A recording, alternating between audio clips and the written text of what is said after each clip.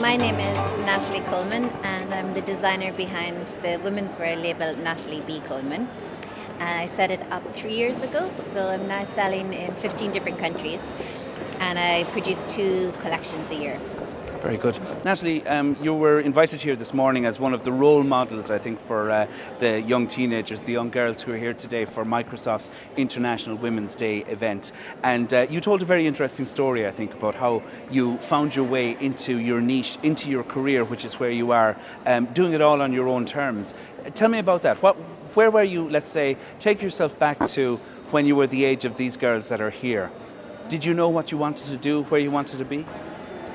No, I didn't. I had got a scholarship to France, so I'd gone to school there for a while, so I wanted to go back to Paris. But I was initially going to study English and psychology, but I decided not to go to college and go travel and work, and lived in Paris for a while, and then in Edinburgh, where I had a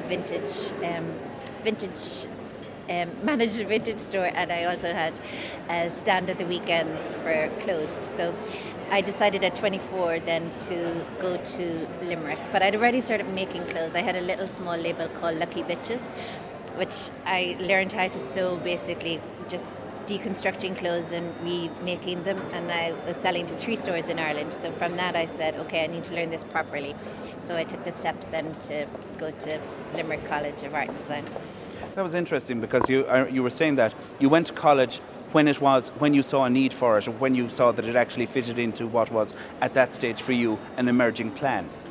Yeah, well, because I didn't believe that I would ever be, I knew I was going to be in a creative industry or creative environment, but I never thought about the actual technical side of the fashion business of sewing and knitting and pattern making. I never thought that I'd have an aptitude for it, but once I started I discovered I had, but there was only so much I could learn by myself, so I needed some extra help, so yeah. Very good. And you've had considerable success with your own label. Yeah, it's been good, you know, it's been very nice moving along and nothing too stressful, you know. Celebrity endorsements? Yeah, I've had some celebrity endorsements. Tell us about that. Well, there's quite a few left field people, like Antonique Smith, who was in that Rick Ross video. I think it was #1 in the US, and she was singing it and wearing my stuff, and she's wearing some more pieces at the moment. Mary J. Blige has some stuff. Marina and the Diamonds. Rihanna has some stuff.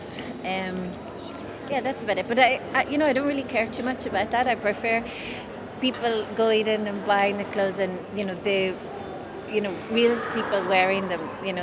So that's my main focus. Very good. What would be your message to the girls that are here today? They're in secondary school.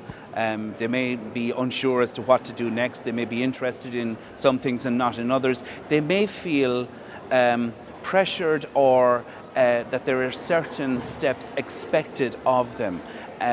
What is your message to them in relation to that? It's a journey, Yeah. It's a journey. But I think... Well, let me put it to you this way. I don't get the impression from you that you at any step along the way, you've achieved success, but you haven't done it by doing what you thought other people expected you to do. Would that be fair to say? Yeah, but I also knew that I was maybe not doing what other people expected. So that was kind of a little bit sometimes hard as well. But I think I didn't know what I wanted. I really didn't. And I think now there's so much more opportunity, I think, in a little bit, like with all this technology, like there was only mobile phones and computers, of course, but there wasn't all of these different social media, different apps and information, so that you're part of the world so easily now to find out what everybody else is doing, and everything is a little bit more accessible. But I think just following what you want to do and what you're passionate about, and don't be afraid. It's not the end of the world. It's just good. It has to be fun as well, You mentioned technology there. Do you think that plays a role in leveling the playing field, in creating opportunities for people to follow their hearts? Yeah, but I'm not a naturally techie person. I would have been like my head in the book when everybody was playing computer games, but I have had to learn to love it because it's vital for me. So I think there's just so many more opportunities out there through technology. So yeah, it's good. It's fun as well. Yeah. Well, continued success to you, Natalie, and thanks for talking to us. Thank you. Thanks very much.